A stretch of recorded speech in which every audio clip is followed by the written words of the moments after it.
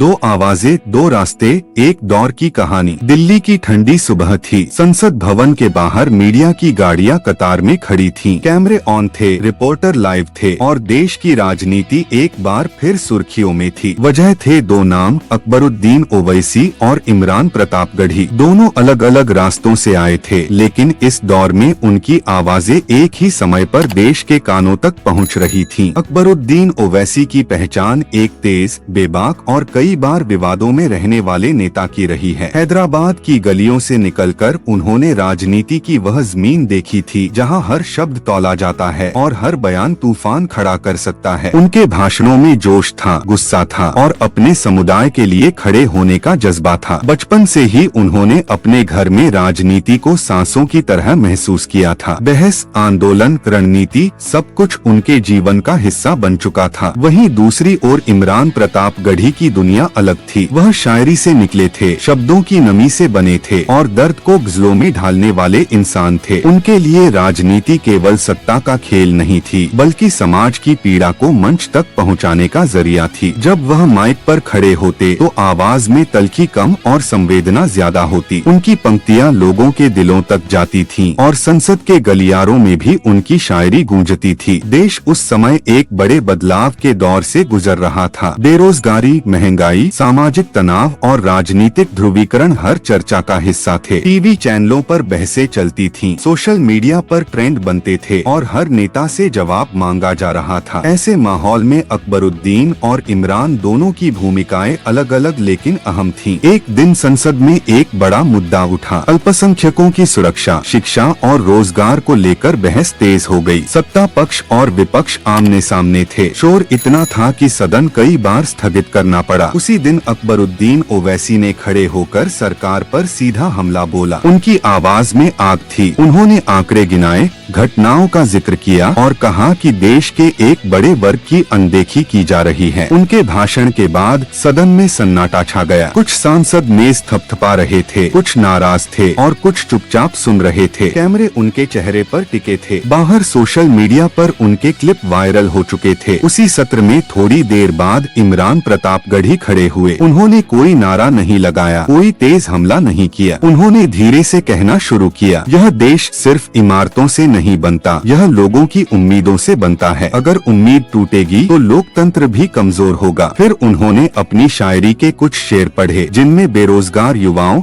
डर में जी रहे परिवारों और टूटते भरोसे का जिक्र था। सदन में फिर सन्नाटा छा गया, लेकिन यह सन्नाटा अलग था। इसमें सोच थी, आत्ममंथन था। उस दिन मीडिया ने दोनों की तुलना शुरू कर दी। एक तरफ अकबरुद्दीन की आक्रामक राजनीति, दूसरी तरफ इमरान की संवेदनशील आवाज। टीवी डिबेट में कहा गया कि ये दो अलग अलग चेहरों में एक ही बेचैनी को दिखाते हैं। समय बीतता गया, देश में चुनावी माहौल बनने लगा। रैलियां शुरू हो गयी, मैदानों में भीड़ जुटने लगी। अकबरुद्दीन ओवैसी उत्तर से दक्षिण तक सभाएं करने लगे। उनके भाषणों में मुद्दे भी थे और भावनाएं भी। वह कहते, अगर हम खुद नहीं बोलेंगे तो कोई हमारी आवाज नहीं बनेगा। इधर इमरान प्रतापगढ़ी सभाओं में शायरी के साथ राजनीति जोड़ रहे थे। मंच पर वह कहते, हम नफरत के जवाब में मोहब्बत लेकर आए हैं और इंसाफ की मांग लेकर आए हैं। लोग तालियां बजाते, कई बार भावुक हो जाते। एक बार दोनों एक ही शहर में अलग अलग कार्यक्रमों में पहुँचे। मीडिया ने इसे सियासी संयोग कहा। पत्रकार दोनों से सवाल पूछ रहे थे, क्या आप दोनों एकजुट होंगे? क्या कोई साझा मंच बनेगा? अकबरुद्दीन ने कहा, हम सबका मकसद एक है, इंसाफ। रास्ते अलग हो सकते हैं। इमरान ने जवाब दिया, जब दर्द एक जैसा हो तो आवाजें कभी टकराती नहीं, मिल जाती हैं। इन बयानों ने फिर बहस छेड़ दी। समर्थकों ने सोशल मीडिया पर पोस्ट किए,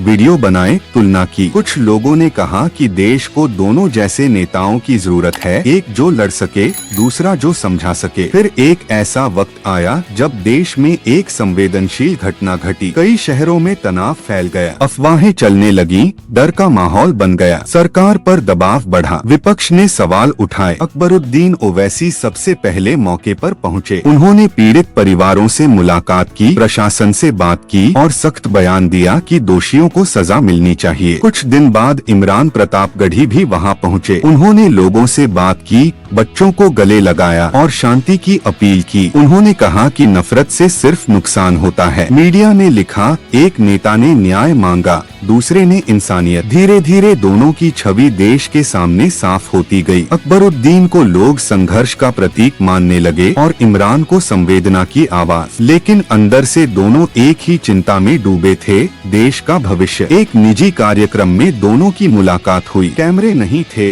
भीड़ नहीं थी, सिर्फ कुछ करीबी लोग थे। वहाँ पहली बार दोनों ने खुलकर बात की। अकबरुद्दीन ने कहा, कभी कभी लगता है कि हम बहुत लड़ते हैं लेकिन हालात नहीं बदलते। इमरान ने जवाब दिया, लड़ाई जरूरी है लेकिन दिल भी बचाना पड़ता है। उस बातचीत के बाद दोनों ने कुछ मुद्दों पर साथ आने की कोशिश की। संसद में कुछ प्रस्तावों पर उन्होंने मिलकर समर्थन दिया। यह एक छोटा कदम था लेकिन संदेश बड़ा था। देश के युवा इसे ध्यान से देख रहे थे। कॉलेजों, चाय की दुकानों, सोशल मीडिया पर चर्चा होने लगी, क्या नई राजनीति जन्म ले रही है। समय के साथ चुनौतियां बढ़ी, कभी चुनाव हार जीत का सवाल, कभी पार्टी का दबाव, कभी मीडिया की आलोचना। अकबरुद्दीन पर बयानबाजी को लेकर केस हुए, इमरान पर ट्वीट्स और कविताओं को लेकर सवाल उठे। दोनों ने अपने अपने तरीके से सामना किया। अकबरुद्दीन ने कहा, डरकर चुप नहीं बैठूंगा। इमरान ने लिखा, खामोशी भी कभी कभी गुनाह होती है। सालों बाद जब इतिहासकार इस दौर को देखेंगे तो शायद वे कहेंगे कि यह वह समय था जब देश दो तरह की आवाजों को सुन रहा था, एक तेज और एक नरम, लेकिन दोनों सच्ची। आज भी जब संसद में बहस होती है, जब सड़कों पर प्रदर्शन होते हैं, जब सोशल मीडिया पर मुद्दे उठते हैं, तो अकबरुद्दीन ओवैसी और इमरान प्रतापगढ़ी के नाम जरूर आते हैं। एक अपने तेवरों के लिए, दूसरा अपनी तहजीब के लिए। यह कहानी किसी एक की जीत या हार की नहीं है। यह उस दौर की कहानी है जब लोकतंत्र सवालों से घिरा था और दो अलग अलग रास्तों से आए लोग उसे बचाने की कोशिश कर रहे थे। एक आवाज आग की तरह थी, दूसरी पानी की तरह, लेकिन दोनों का मकसद था देश को टूटने से बचाना। और शायद यही इस कहानी का सच है कि राजनीति में रास्ते अलग हो सकते हैं, लेकिन अगर नीयत साफ हो तो मंजिल एक ही होती है। इसी सोच के साथ वह दौर आगे बढ़ा जब देश एक नई राजनीतिक बेचैनी से गुजर रहा था। चुनाव नजदीक थे, गठबंधनों की बातचीत तेज थी और हर दल अपने भविष्य की रणनीति बनाने में जुटा था। संसद के गलियारों से लेकर सोशल मीडिया तक एक ही सवाल गूंज रहा था, आने वाला समय किसका होगा। इसी माहौल में एक बार फिर दो नाम चर्चा में आए, अकबरुद्दीन ओवैसी और इमरान प्रतापगढ़ी। इस बार वजह कोई विवाद नहीं बल्कि एक संयुक्त पहल थी। देश के कई हिस्सों में शिक्षा और बेरोजगारी को लेकर युवाओं का गुस्सा सड़कों पर दिखने लगा था। छात्र प्रदर्शन कर रहे थे, नौकरी की मांग कर रहे थे और सरकार से जवाब चाहते थे। कई जगहों पर पुलिस और प्रदर्शनकारियों के बीच तनाव भी बढ़ा। ऐसे समय में अकबरुद्दीन ओवैसी ने प्रेस कॉन्फ्रेंस कर साफ कहा कि अगर युवाओं को मौका नहीं मिलेगा तो देश का भविष्य खतरे में पड़ जाएगा। उन्होंने सरकार से तत्काल विशेष रोजगार पैकेज की मांग की। उसी दिन शाम को इमरान प्रतापगढ़ी ने सोशल मीडिया पर एक वीडियो साझा किया। उसमें उन्होंने एक कविता पढ़ी, हाथों में डिग्री है, आँखों में सपना है, फिर क्यों हर दरवाजा बंद अपना है। यह वीडियो कुछ ही घंटों में लाखों बार देखा गया। युवाओं ने इसे अपनी आवाज बताया, मीडिया ने इसे संयोग नहीं माना। अगले दिन अखबारों की सुर्खियां थीं, युवाओं के मुद्दे पर ओवैसी और प्रतापगढ़ी की साझा चिंता। धीरे धीरे दोनों नेताओं के बीच संवाद बढ़ने लगा, फोन पर बातें होने लगी, संसद में बैठकों के दौरान मुलाकातें होने लगी। मुद्दे अलग नहीं थे, शिक्षा, रोजगार, सुरक्षा और सम्मान। एक दिन विपक्ष की एक बड़ी बैठक बुलाई गई, कई दलों के नेता शामिल हुए। चर्चा थी कि सरकार पर सामूहिक दबाव कैसे बनाया जाए। उस बैठक में अकबरुद्दीन ने खुलकर कहा, अगर हम अलग अलग बोलते रहे तो हमारी आवाज कमजोर पड़ती रहेगी। इमरान ने समर्थन करते हुए कहा, लफ्ज अलग हो सकते हैं लेकिन दर्द एक ही है। बैठक के बाद पहली बार दोनों ने एक संयुक्त बयान जारी किया। उसमें मांग की गई कि सरकार 1 साल के भीतर युवाओं के लिए ठोस रोजगार योजना लाए। इस बयान ने राजनीतिक हलकों में हलचल मचा दी। कुछ नेताओं ने इसे विपक्ष की एकता की शुरुआत बताया तो कुछ ने इसे सिर्फ रणनीतिक कदम कहा। सोशल मीडिया पर समर्थक उत्साहित थे, हैशटैग ट्रेंड करने लगे। लगे। लेकिन राजनीति में रास्ता कभी आसान नहीं होता। कुछ ही दिनों बाद अकबरुद्दीन के एक पुराने भाषण का वीडियो फिर से वायरल किया गया। उस पर विवाद खड़ा किया गया। टीवी चैनलों पर बहस शुरू हो गई। सवाल उठने लगे कि क्या ऐसे नेता भरोसे के लायक हैं? उधर इमरान प्रतापगढ़ी के एक ट्वीट को लेकर भी विवाद हुआ। उन पर आरोप लगा कि वह भावनात्मक राजनीति कर रहे हैं। दोनों पर दबाव बढ़ने लगा। पार्टी के अंदर से भी सवाल उठे। समर्थकों ने सलाह दी कि दूरी बनाए रखना बेहतर होगा। विरोधियों ने मौका देखकर हमला तेज कर दिया। ऐसे समय में दोनों की फिर मुलाकात हुई। यह मुलाकात दिल्ली के एक साधारण से गेस्ट हाउस में हुई। न मीडिया थी न कैमरे। अकबरुद्दीन ने कहा, लगता है हर बार जब हम साथ आते हैं कोई न कोई तूफान खड़ा हो जाता है। इमरान मुस्कुराए, तूफान उसी जगह आता है जहां कुछ बदलने की कोशिश होती है। उस बातचीत के बाद दोनों ने तय किया कि विवादों से पीछे नहीं हटेंगे। अगले सत्र में संसद में एक अहम बिल पेश हुआ जो शिक्षा सुधार से जुड़ा था। विपक्ष को लगा कि इसमें कई खामियां हैं। बहस के दौरान अकबरुद्दीन ने तकनीकी कमियां गिनाई। उन्होंने बताया कि कैसे यह बिल गरीब छात्रों के लिए नुकसानदेह हो सकता है। इसके बाद इमरान खड़े हुए। उन्होंने छात्रों के पत्र पढ़े, उनकी परेशानियों का जिक्र किया और सरकार से संवेदनशील होने की अपील की। दोनों भाषणों का असर हुआ। सरकार को कुछ संशोधन करने पड़े। यह पहली बार था जब लोगों ने साफ देखा कि दोनों की रणनीति अलग होते हुए भी एक दूसरे को मजबूत कर रही थी। देश के युवाओं में उम्मीद जगी। कॉलेजों में चर्चाएं होने लगी। सेमिनारों में इनके भाषणों के वीडियो दिखाए जाने लगे। छात्र संगठन इन्हें उदाहरण के रूप में पेश करने लगे। लेकिन चुनाव नजदीक आते ही हालात फिर बदलने लगे। हर पार्टी अपनी सीटों की गणना में जुट गई। गठबंधन टूटने और बनने लगे। दबाव बढ़ा कि कौन किसके साथ जाएगा। कुछ नेताओं ने अकबरुद्दीन से दूरी बनाने की कोशिश की। कहा गया कि उनकी छवि गठबंधन को नुकसान पहुंचा सकती है। इमरान पर भी दबाव था कि वह ज्यादा आक्रामक न हो। इस दौर में दोनों ने अपने अपने रास्ते पर चलते हुए भी संपर्क बनाए रखा। एक बड़ी रैली में अकबरुद्दीन ने कहा, हम सत्ता के लिए नहीं सम्मान के लिए लड़ रहे हैं। कुछ दिन बाद इमरान ने एक सभा में कहा, हम कुर्सी नहीं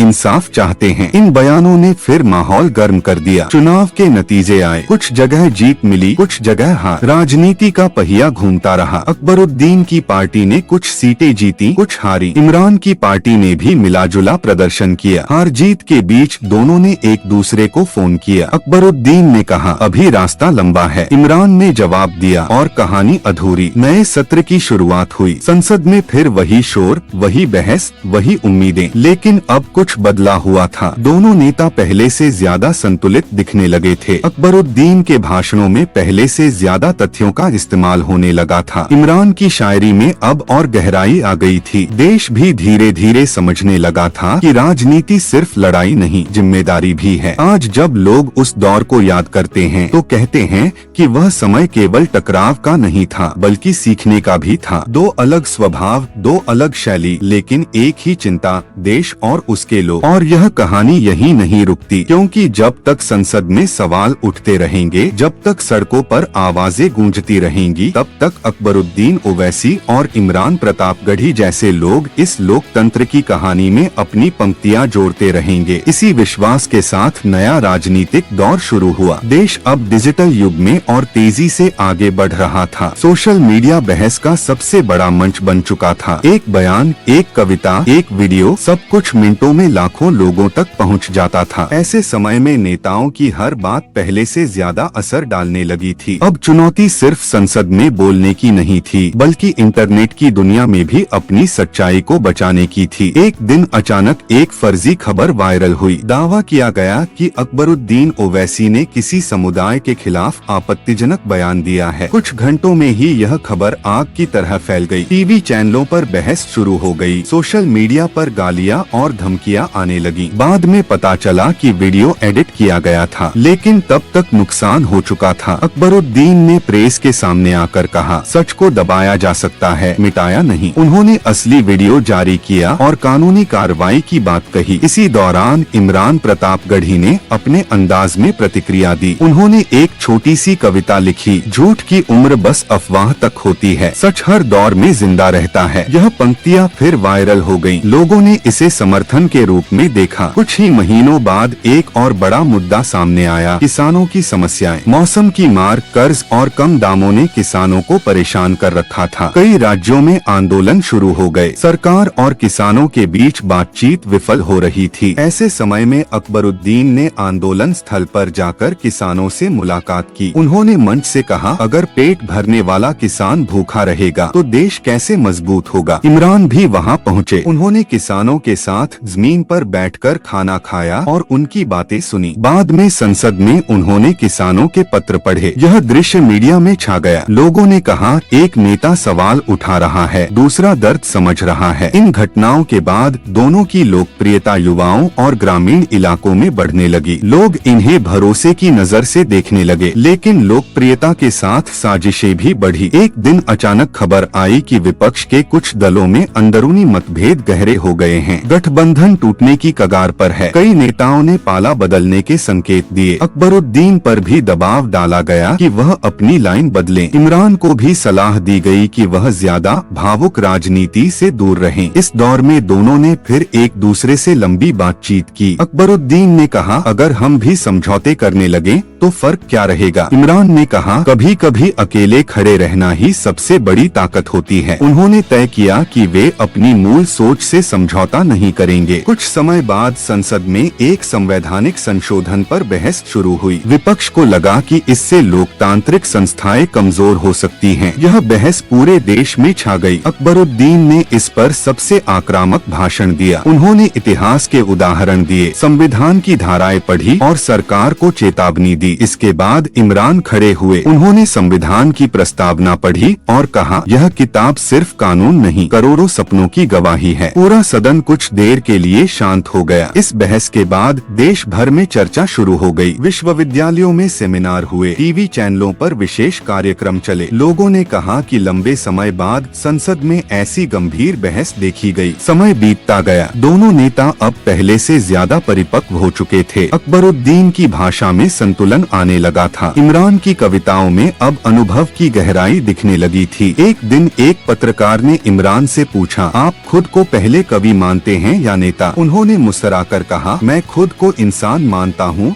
जो दर्द को शब्द देता है। इसी तरह एक इंटरव्यू में अकबरुद्दीन से पूछा गया, आपको गुस्सा क्यों आता है। उन्होंने जवाब दिया, क्योंकि मैं चुप नहीं रह सकता जब मेरे लोग तकलीफ में हो। देश एक बार फिर चुनावी दौर की ओर बढ़ रहा था। नई पीढ़ी वोटर बन चुकी थी। उनकी उम्मीदें अलग थीं। रोजगार, शिक्षा, डिजिटल सुविधाएं और ईमानदार नेतृत्व। दोनों नेता इस बदलाव को समझ चुके थे। अकबरुद्दीन ने युवाओं के साथ संवाद कार्यक्रम शुरू किए। इमरान ने साहित्य और राजनीति को जोड़ने वाले मंच बनाए। धीरे धीरे राजनीति की भाषा बदलने लगी। नारे कम हुए, सवाल ज्यादा हुए, आरोप कम हुए, तर्क ज्यादा हुए। हालांकि सब कुछ आदर्श नहीं था, लेकिन दिशा बदल रही थी। एक शाम संसद भवन के बाहर दोनों फिर मिले। सूरज ढल रहा था, कैमरे दूर थे। अकबरुद्दीन ने कहा, याद है हमने कहा था रास्ता लंबा है। इमरान ने मुस्कुराकर कहा, और अब लग रहा है सफर मायने रखता है। दोनों कुछ देर चुप रहे। सामने देश की राजधानी चमक रही थी। उसके भीतर लाखों सपने सांस ले रहे थे। यह कहानी अब केवल दो नेताओं की नहीं थी। यह उस दौर की कहानी बन चुकी थी जब आवाजें बंटी हुई थीं, लेकिन उम्मीद जुड़ी हुई थी। और यह कहानी अभी पूरी नहीं हुई थी, क्योंकि लोकतंत्र की असली कहानी कभी खत्म नहीं होती। वह हर दिन, हर बहस, हर सवाल के साथ फिर से लिखी जाती है।